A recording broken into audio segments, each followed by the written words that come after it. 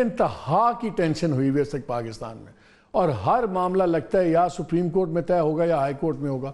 اور یہ میں کافی دنوں سے کہہ رہا ہوں کہ جو مستقبل کے پولیٹیکل خدوخال ہیں جو پاکستان کا لینڈسکیپ ہے، اس کا فیصلہ عدالتی فیصلوں پہ ہی ہوگا کہ کیا کس یہ اونٹ جو ہے انسٹیبلٹی کا کس کروٹ بیٹھتا ہے. آپ نے دیکھا جب یہ سائفر کیس ہوا تو ایک جوبلیشن آئی اور ایک بہت زیادہ کانفیڈنس بڑھا پی ٹی آئی کا، اور ان کا جو سب سے بڑا سپوزڈلی کہا جاتا تھا جول ان دا کراؤن ہے کیسز میں، تو اگر یہ الٹ گیا پھر پیچھے تو 2 کیسز رہ گئے مین. عدت والا ہمیں نظر آیا کہ اتنی ڈیسپریٹ سی اٹیمپٹ لگی کہ جس دن اس کا محفوظ فیصلہ سنایا جانا تھا تو وہی جج صاحب جنہوں نے پہلے اپنے آپ کو علیحدہ نہیں کیا اس مقدمے سے، سڈنلی اس دن ان کو خیال آ گیا کہ نہیں اب علیحدہ ہو جانا چاہیے، اور وہ پھر ٹرائل کے مرحلے پہ چلا گیا. دوسرے جج صاحب کو ٹرانسفر کر دیا گیا، جو پہلے کبھی اس طرح نہیں ہوا کہ محفوظ فیصلہ سنانے والے دن ہو، وہ ہو گیا. اب وہ ایک تلوار لٹکی ہوئی ہے. پھر دوسری طرف آج سپریم کورٹ میں آپ نے دیکھا کہ جو ایک ٹرائل چل رہا ہے، کیس چل رہا ہے رادر، جس کے اندر یہ ریزرو سیٹس والا معاملہ ہے، اور اس کے اندر جو پہلے بھی ہم نے کل بھی دیکھا جو ججز کی کھل کے آپس میں میں تو میں نہیں کہوں گا لیکن بڑا کرٹ قسم کے ایکسچینج آف آرگیومنٹس ہوئے. اور آج بھی justice Athar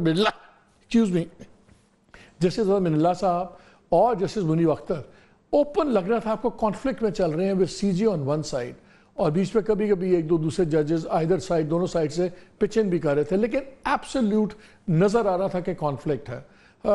because on going چیز ہے، بات نہیں اس پہ کر سکتے، لیکن آئی تھنک پریٹی گڈ آپ کو آئیڈیا مل گیا اب اس وقت کہ کون سے ججز کس رخ میں سوچ رہے ہیں.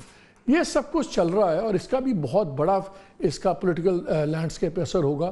بیکاز اگر یہ فیصلہ پی ٹی آئی کے حق میں جاتا ہے تو نیشنل اسمبلی کی 22 اور پروونشل اسمبلیز کی 55 سیٹیں وغیرہ دوسری ملا کے 77 سیٹس ہیں جن سے پوری ایکویژن چینج ہوتی ہے کمپوزیشن آف ہاؤسز کی. تو بڑی ہی انٹرسٹنگ سچویشن ہے.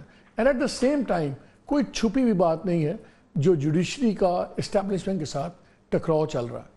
تو اب کہاں جائے گی بات؟ یہ اگر 3 بڑے ادارے، ڈیفنس منسٹر صاحب نے 2 دن پہلے بیان دیا کہ تمام ادارے اپنے گرد اپنے تحفظ کے لیے اپنے گرد فصیلیں کھڑی کر رہے ہیں.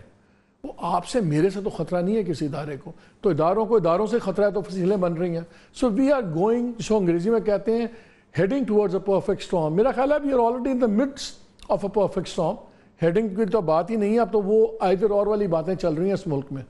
پہلے آئدر اور چلتا ہوتا تھا عام طور پہ ایک پرائم منسٹر کے اور ایک آرمی چیف کے، اب آئدر اور ہر ایک کے درمیان میں چل رہا ہے. سو اتنی کانفلکٹنگ سچویشن میں ہے، بات کہاں جا کے رکے گی؟ جی مظہر، یہ تو لفظ پکڑے جا رہے تھے. انہوں نے کہا لاجک، تو وہاں سے جواب آ رہا تھا ہم اوتھ لاجک پہ نہیں اٹھاتے، ہم اٹھاتے ہیں لیٹر اینڈ ٹیکسٹ پہ کانسٹیٹیوشن کے.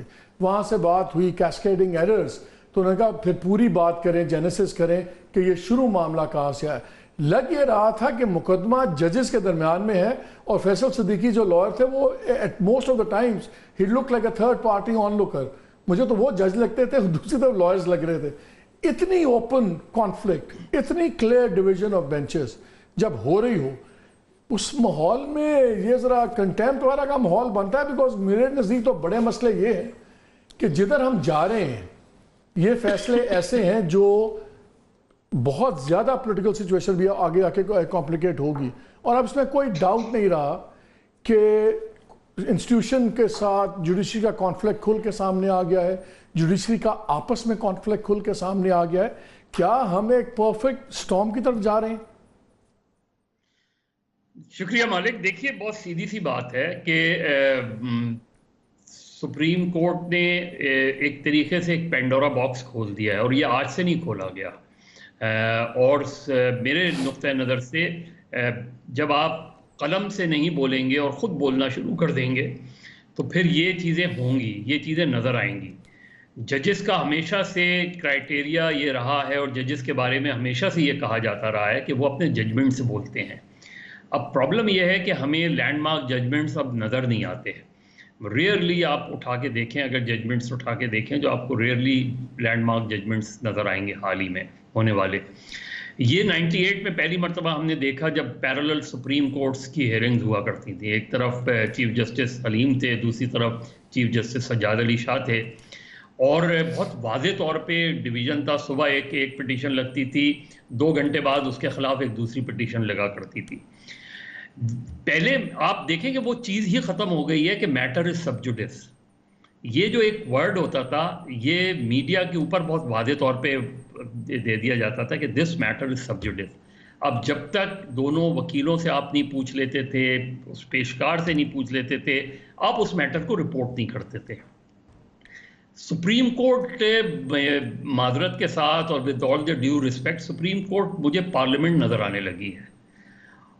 جس طریقے سے بحث و مباحثہ ہوتا ہے, جس طریقے سے چیزیں جو اس وقت, جس طرح آپ نے ابھی کہا کہ آج اگر ہیئرنگ دیکھیں تو مجھے یہ کہنے میں کوئی آڑ نہیں کہ مجھے بہت واضح طور پہ ایک اسپلٹ مینڈیٹ آتا نظر آ رہا ہے اس فیصلے میں.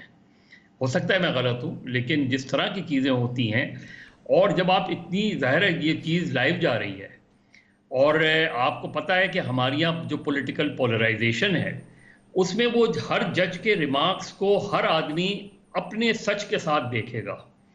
کہ مجھے لگے گا جو ایک سائڈ کا سپورٹر ہے اس کو لگے گا کہ نہیں جسٹس منیب اختر ٹھیک کہہ رہے ہیں, اور دوسرے سائڈ کا ہے وہ کہے گا چیف جسٹس صحیح کہہ رہا ہے.